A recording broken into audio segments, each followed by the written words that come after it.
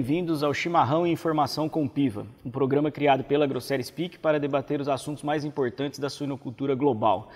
Estamos aqui com José Henrique Piva, um dos maiores especialistas na produção de suínos no mundo. E hoje nós vamos debater sobre a melhoria de manejo e ambiência das instalações, visando essa máxima produtividade aqui no Brasil, certo, Piva? Ótimo, será um prazer falar sobre isso. Isso. Em função dessa melhoria de produtividade, principalmente falando em número de leitões, Piva, como que a gente pode ajudar no manejo, né, para contribuir com essa fêmea que vai parir um número cada vez maior de leitões, né, no parto? Bom, acredito, mas que a sua pergunta seria mais ligada ao seguinte: cada dia mais leitões e essas matrizes, elas têm capacidade para desmamar, para ter leite suficiente e espaço suficiente para esses leitões. Seria mais ou menos essa linha? Isso, e no parto também, né? Porque ela vai sofrer mais do que em função do número de leitões, né? Sim. Bom, primeiramente, eu não sei o que acreditar que a matriz de hoje ela faz mais do que a matriz de ontem. Tá? Mas para isso também a gente tem que fazer alguma coisa um pouco diferente. Tá? Sim. Hoje as matrizes têm muita matriz, nem todas as matrizes são iguais. Uma fêmea de primeiro, segundo, terceiro, quarto parto, uma fêmea diferente de uma fêmea de sexto ou sétimo parto. O mais comum hoje em dia é que se uma fêmea estiver em condições de score corporal e de ambiência adequadas, não tem nenhum problema a fêmea começar com 14, 15 ou 16 leitões. Mas para isso é importante que a fêmea tenha um parto tranquilo e que também ela seja manejada num ambiente tranquilo, tá? Principalmente em termos de temperatura. Quando a gente quer olhar simplesmente o leitão, que eu acho que é uma das, talvez das oportunidades que devemos considerar de muitas granjas, que o pessoal se preocupa muito mais, Márcio, no conforto do leitão. Tá? O leitão não pode passar frio. E esquece que a porca também não pode passar calor. Tá? Sim. Então, para ter aquilo que a gente espera e ter o resultado que a gente quer, a gente tem que olhar também para a matriz. Sem dúvida. Nós não podemos querer colocar a matriz numa temperatura de 25, 26 graus, ter ambiente controlado e colocar uma matriz em 25, 26 graus, que não é a melhor temperatura para a matriz. Talvez seja uma temperatura adequada para o leitão, mas o leitão tem a opção de hipocripo ou escamoteador, ou tem a opção da lâmpada, e a porca não tem opção. Tá? Ela está dentro da gaiola dela. Se ela não tiver um ambiente adequado, ela vai sofrer e, nesse caso, ela não vai produzir a quantidade de leite que ela pode produzir. E como é que está a sua experiência em relação ao uso de medicamentos para indução de parto e as massagens que a gente sempre orienta a fazer no parto? O que você pensa a respeito disso? Olha, eu acho que o uso de medicamentos é uma opção que a gente deve considerar, mas não deve ser generalizada. Eu acho que a indução de parto já é uma coisa que tem sido abandonada em grande escala. Tá? Hoje em dia, o máximo que o pessoal induz seria principalmente para fechar a sala, ou então para porcas de risco, ou matrizes de risco. Aquela matriz que tem 9, 10 partos, que foi inseminada mais uma vez e que ela tem um histórico de nascido morto, ou aquela matriz que demanda de uma certa atenção. Quanto mais partos eles podem acontecer mais natural, melhor. Tá? E se for induzir, também não adianta querer induzir com 113, 114 dias. Isso. A gestação de uma fêmea hoje, apesar de elas parirem mais leitões e tudo, ela é um pouco mais longa do que os normais 114 dias. Exato. Então tem muita fêmea hoje que chega a 116 dias. Quando a gente induz com 113, 114 dias, certamente que a fêmea ainda não está preparada em termos de colostro, e o leitão também é um leitão menos viável. Tá?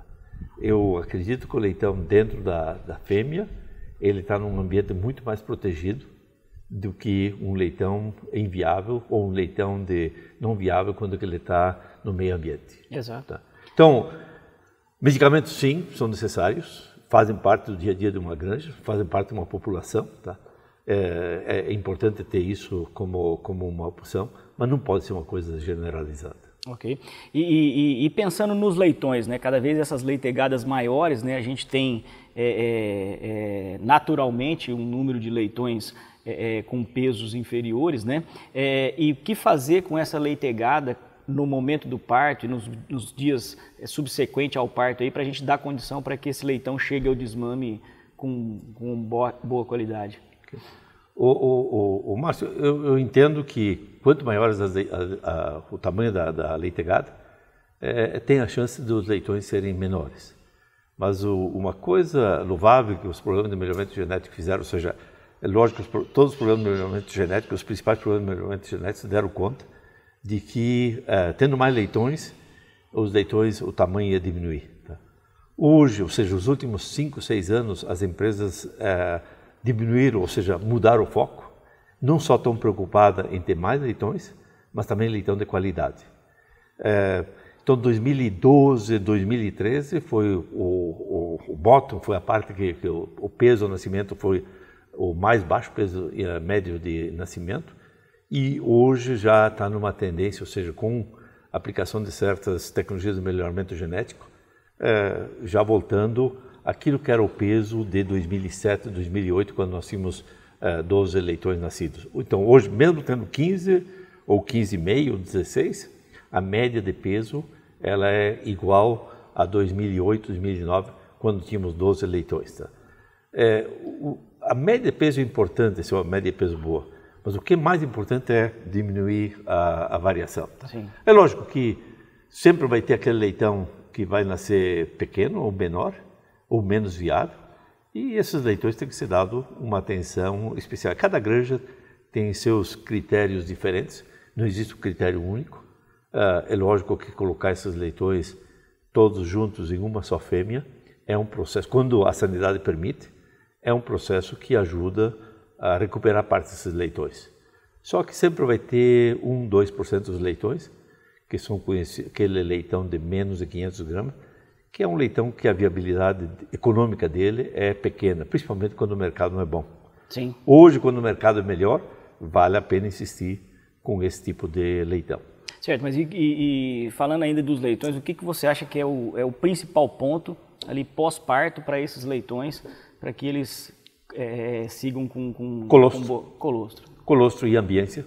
Tá?